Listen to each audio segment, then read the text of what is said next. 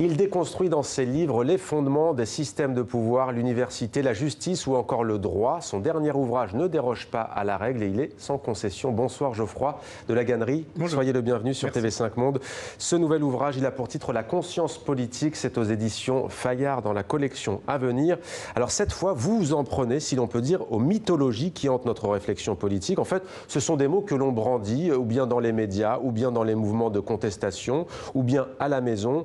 Peuple, souveraineté, démocratie, citoyen, on pourra en citer d'autres. Pour vous, le déclic pour écrire ce livre, ça a été le mouvement Nuit debout. On l'aurait presque oublié avec celui des Gilets jaunes. Pourquoi Nuit debout? Oui, en effet, moi j'ai été participant à Nuit debout et j'ai vu un mouvement très important, mais j'ai été très frappé par le fait que l'une des grandes catégories qui était employée, c'est nous sommes le peuple. Nous sommes le peuple dans la rue en train de faire une constitution contre le gouvernement, contre l'oligarchie. Et puis je rentrais chez moi le soir comme tout le monde et je me rendais compte qu'à 500 mètres, les gens, en gros, ils étaient soit indifférents, soit complètement pas là, soit pas d'accord. Et qu'il y avait un écart très grand entre les catégories mythologiques, totalisantes que l'on utilisait et la réalité de la politique était qu'on était 500 sur une place. Alors on avait le droit d'y être, on avait le droit de défendre un certain nombre de choses, mais on n'était pas le peuple, on était une partie de la population qui essayait de faire advenir un certain nombre de transformations. Et ces discours totalisants que les gouvernés peuvent utiliser pour contester, et on le voit aujourd'hui au Chili, on le voit aujourd'hui au Liban, on le voit aujourd'hui en Irak, les gens disent le peuple dans la rue. Le peuple veut la chute du régime en arabe, c'est ce qu'on a beaucoup entendu aussi au début des printemps arabes. Exactement, les printemps arabes. En fait, ce qui me fascine beaucoup dans la théorie politique, c'est la politique, ça devrait être le lieu de la pensée, de l'expérimentation, de la dissidence. Et en fait, on a un stock de catégories très très très petites, comme peuple, démocratie, souveraineté, qu'on utilise en permanence pour penser les manifestations. Mais pourquoi font-ils cela, en fait, les manifestants, que ce soit ceux de Nuit debout, des Gilets jaunes en Irak, au Chili aujourd'hui? Alors, il n'y a pas que les manifestants. Il faut comprendre aussi que, par exemple, les gouvernements le font en permanence. Et c'est ça qui m'intéresse, c'est que paradoxalement, les gouvernants et les gouvernés se mettent dans le même système de la mystification. Et par exemple, quand Emmanuel Macron est élu, ou n'importe quel gouvernant dit les Américains ont voté pour Trump, ou les Français ont voté pour Macron. Moi, je suis derrière ma télé, je me dis, mais moi, je suis français, ou alors j'ai pas été voté, ou en tout cas, j'ai pas voté Macron. Et donc, je me dis, pourquoi est-ce qu'on dit les Français ont voté pour Macron? Et en fait, je pense que, et du côté des dominés, et du côté des dominants, il y a cette hantise de penser que la politique, c'est le lieu de l'antagonisme. C'est vrai que la classe politique reprend souvent les Français veulent que les Français en ont marre qu'il y a toujours ce côté totalisant, comme vous le dites. Ouais. En fait, c'est quoi la différence entre totalisant et totalitaire? En fait, la totalisation, c'est une négation du caractère antagonistique de la politique, c'est-à-dire le fait que dans la politique, malheureusement, et c'est comme ça dans un monde pluriel, dans un monde chaotique, dans un monde d'antagonisme, il y a des gens qui ne veulent pas l'ordre que d'autres gens impliquent, et donc la politique repose sur la force, repose sur la police, repose sur l'armée, repose sur la contrainte, et comme c'est très très dur de se penser comme du côté de la violence, vous savez, il y a les intellectuels ou les hommes politiques aiment de se penser du côté de la civilisation, du côté de la culture, et renvoient souvent la violence au spontané, à la masse, et donc ils veulent pas se penser comme du côté de la violence. Mais si vous êtes du côté d'un certain nombre de lois, de transformations objectives, vous savez qu'il y a des gens qui ne seront pas d'accord et vous devrez recourir à un appareil répressif pour l'imposer. Ça peut être pour des bonnes raisons, ça peut être la justice sociale, ça peut être l'école publique, ça peut être l'hôpital public ou des mauvaises raisons comme les violences policières.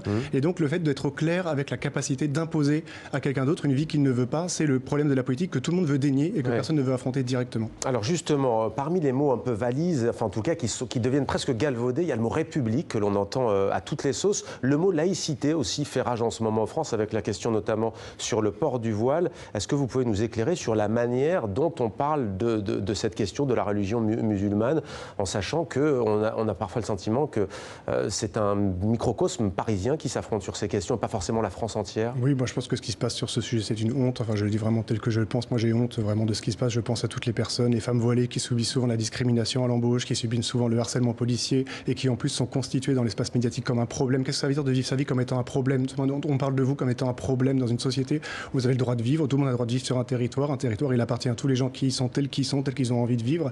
Donc il y a quelque chose dans cette opération qui est vraiment très très laide et je le dis vraiment très gravement, le fait politique c'est la pluralité, c'est-à-dire le fait que nous sommes pluriels dans une société, que nous avons tous le droit d'y être, nous avons tous le droit d'y vivre dans la pluralité irréductible de nos modes d'existence.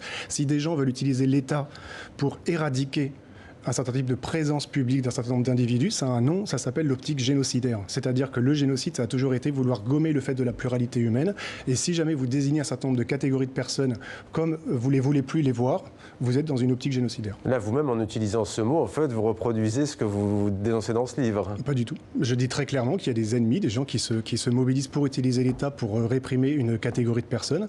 Et je pense qu'il est très important que l'État soit au contraire le lieu où on organise la coexistence de la pluralité pluralité humaine. Pareil, vous parlez du mot République, je le dis, parce qu'on dit la République comme une valeur. N'oublions pas, la République, c'est la colonisation. Il y a un très grand livre de Pierre Vidal-Naquet qui s'appelle La torture dans la République. La République, c'est aussi ce qui a fait la torture en Algérie. La République, c'est aussi les violences policières. La République, c'est octobre 61, ou 62, pardon, avec 200 Algériens qui sont morts dans la Seine. 61. Donc il n'y a pas de valeur de la République, c'est pas un mot positif, la République. Alors on va voir tout à l'heure les pistes que vous proposez. On va voir qu'il y a parfois des accents anarchistes aussi dans votre ouvrage. On verra ce qu'il en est. Mais d'abord peut-être parce que vous en parlez aussi, ce qu'on appelle les lanceurs d'alerte. Ça ne vous a pas échappé, mais ce mercredi sort en France un documentaire qui s'appelle Chelsea XY. C'est sur la lanceuse d'alerte transgenre Chelsea Manning, à l'origine condamnée à 35 ans de prison, puis ensuite graciée par Barack Obama, qui est retournée en 2019 en prison. C'est un portrait qui est signé aujourd'hui d'un réalisateur américain. On va regarder sans plus attendre en quoi consiste ce documentaire. C'est signé Karine Barzégar et Guillaume Gouet. Mai 2017. À sa libération, Chelsea Manning, l'ex-analyste de l'armée américaine, est méconnaissable. Bradley Manning est devenue une femme qui a passé les 10 premières années de sa vie d'adulte à l'armée, puis en prison. À 29 ans, elle est enfin libre. I think I'm not alone in that.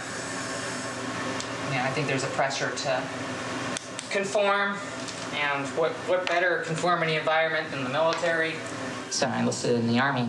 Mais pour le soldat Bradley Manning, l'armée va surtout servir de catalyseur à des choix sexuels et politiques. En 2010, il envoie 750 000 documents classés confidentiels à l'ONG Wikileaks. Les bavures de l'armée américaine en Irak et en Afghanistan, exposées aux yeux du monde. It was this endless stream of violence and death and destruction. I put the guys who pulled the trigger there. 3 ans avant Edward Snowden, Chelsea Manning devient l'une des premières lanceuses d'alerte du XXIe siècle. Et c'est ce qui a passionné le réalisateur britannique Tim Hawkins. C'est l'histoire de quelqu'un qui passe de l'invisibilité à la surexposition et qui tente de savoir quel est son rôle dans la société. Chelsea a souvent lutté pour trouver sa place. Et on voit cette lutte permanente, où elle se demande comment je m'intègre dans ce monde. I feel embattled. Whistleblower Chelsea Manning surprised the political world this week by announcing she was running for the US Senate. I was told not to come here. Héroïne pour les uns, traître pour les autres, militante dans tous les cas. Souvent incomprise, même par les médias. There was a point when we were just trying to keep her alive. Did you not fear that it might hurt someone if you didn't know exactly? Absolutely not. This historical data. There's no sources, there's no methods, there's no intelligence information in here. It's not there. It's people dying. C'est une forme de célébrité très dure. En tant que lanceur d'alerte, vous êtes une figure politisée. Donc ceux que vous dénoncez vont tenter toutes les tactiques possibles pour vous diaboliser. À chaque fois que quelqu'un lance une bombe politique, comme Chelsea l'a fait, il doit être prêt au retour de flamme. Pour preuve, depuis mars 2019, Chelsea Manning est de nouveau en détention, en isolement préventif, pour avoir refusé de prendre part à l'enquête du grand jury contre Julian Assange, le fondateur de Wikileaks. Well, 7 years of my life. Et avec nous, le philosophe et sociologue Geoffroy Delagannerie. Les lanceurs d'alerte sont-ils, selon vous, devenus un vecteur de démocratie dans les démocraties occidentales? Moi, je pense que la figure du lanceur d'alerte, j'ai écrit un livre qui s'appelle L'art de la révolte sur Edward Snowden, Chelsea Manning et Julian Assange. Ce sont vraiment des figures très importantes de la démocratie contemporaine et de la pensée contemporaine. Il faut penser que Chelsea Manning est en prison encore aujourd'hui. Edward Snowden est réfugié en Russie. Julian Assange est en prison aujourd'hui. Alors, qu'est-ce que ces gens ont fait? Ils ont révélé deux choses, soit des crimes d'État, c'est-à-dire ils ont révélé, comme on le voit là, des assassinats qui ont été faits par l'armée américaine en Irak sur des civils et des journalistes. Et alors que normalement on dit toujours que l'État protège la liberté, protège la justice contre la guerre, là c'est des gens qui ont dénoncé des crimes, qui sont en prison, et ceux qui ont fait les crimes qui ont l'État et qui les mettent en prison. Donc c'est quand même une inversion totale de notre manière de penser l'État, de penser la politique. Et puis moi je pense qu'il y a un enjeu très important dans ce qu'a fait Chelsea Manning et qui explique l'acharnement contre elle, c'est qu'elle a publié des câbles diplomatiques. C'est-à-dire elle a publié l'activité diplomatique américaine, qui sont toutes ces choses cachées.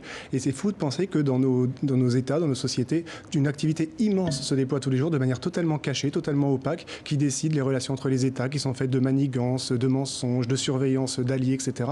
Et je crois qu'il y a un enjeu très important dans la question des lanceurs d'alerte, qui est la question de la transparence, qui est d'ouvrir la boîte noire des États et de dire nous ne pouvons pas subir nos vies, comme le dit Chelsea Manning dans le reportage, là des gens meurent, des gens sont gouvernés par des gens et on n'a aucun contrôle sur eux. On ne sait rien de ce qu'ils font, on ne sait pas pourquoi ils le font. Et donc je crois que l'un des enjeux centraux, si on veut mettre en question la rationalité gouvernementale aujourd'hui, c'est d'ouvrir l'État et de le rendre le plus transparent possible. Alors vous appelez donc avec ce livre à renouveler le langage, à ce que l'on évite de reprendre effectivement tous ces mots, la volonté générale, le contrat social, on aurait pu dire le mieux vivre ensemble au fond aussi. Je disais des accents anarchistes, que proposez-vous au fond à celles et ceux qui nous regardent? Moi, je ne suis pas un anarchiste. Je crois beaucoup à l'État. Par contre, je crois qu'il faut fonder l'action politique sur de la vérité. Et comme je l'ai dit, il faut penser que la politique, ce sera toujours de l'ordre de l'antagonisme et qu'il faut arriver à penser un État qui soit au service de la justice, de la rationalisation, de la paix sociale, alors qu'aujourd'hui, les États fonctionnent plutôt à reproduire des systèmes de domination ou à conforter des systèmes de domination. Moi, l'un des enjeux du livre, c'est de critiquer l'idée de démocratie. Au fond, c'est de dire que la démocratie, c'est un mythe. La démocratie, ça n'existe pas. L'idée d'un peuple qui s'autogouverne. Il y aura toujours une partie du peuple qui en gouvernera d'autres. Et il faudrait essayer de penser à un état du monde qui serait gouverné par un autre idéal que l'idéal démocratique qui est un impossible. Nous ne sommes pas à la fin de l'histoire. Il n'y a pas de raison de penser que nos systèmes politiques qui sont organisés ne pourra pas faire mieux, on ne pourra pas faire autre chose. Et donc j'invite un peu à réouvrir l'imaginaire politique. Je pense par exemple à la question de la vérité. Je suis très frappé que dans la recherche, les gens qui travaillent sur les migrations, qui travaillent sur le climat, qui travaillent sur les drogues, se rendent compte qu'il y a un écart total entre ce qu'ils savent et ce que les gouvernements disent, et ce que les gouvernements font. De quelle manière est-ce qu'on pourrait rendre les États plus contraints par la vérité, par la recherche, par la justice, par le droit? Pour moi, c'est vraiment une des pistes très importantes pour réinventer nos systèmes politiques. Alors il y a les antagonismes aussi que vous interrogez, violence de l'État, enfin la violence, la non-violence, violence légitime de l'État ou pas, illégitime. Il y a aussi celle de la démocratie, vous en avez parlé tout à l'heure, et de la colonie, du colonialisme au fond. On a compris, vous avez commencé à l'esquisser.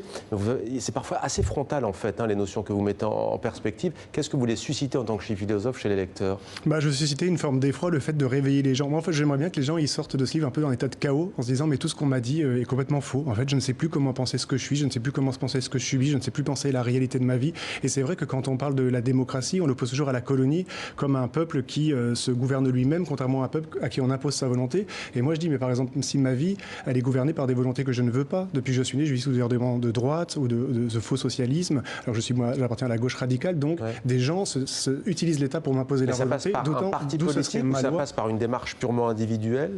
Ça passe par tout ce qu'on veut, mais la vérité c'est que moi je ne crois pas à la possibilité dans des sociétés aussi complexes que les nôtres de produire des transformations radicales en dehors que par la saisie de l'appareil répressif d'État. Donc je pense qu'effectivement l'un des objectifs de la gauche radicale, c'est de se saisir de l'État et de produire des transformations. Et les réseaux sociaux, en quelques mots pour vous, c'est un facteur accélérateur de ce que vous dénoncez dans ce livre, ou ça peut être aussi un outil justement pour le contrer? C'est toujours les deux. De toute façon, la vie, ça, par contre, j'ai pas d'avis sur les réseaux sociaux, je ne saurais pas quoi vous dire. Merci beaucoup, Geoffroy de la Gannerie, d'être venu sur notre plateau. La conscience politique, c'est aux éditions Fayard. Un dernier mot. Aujourd'hui, c'est l'anniversaire d'Édouard Louis, mon ami l'écrivain, et donc je voulais souhaiter un très très bon anniversaire à Édouard. Eh bien voilà, si Édouard Louis nous regarde, le message est passé. Merci à vous, Geoffroy de la Gannerie, d'être venu sur notre plateau.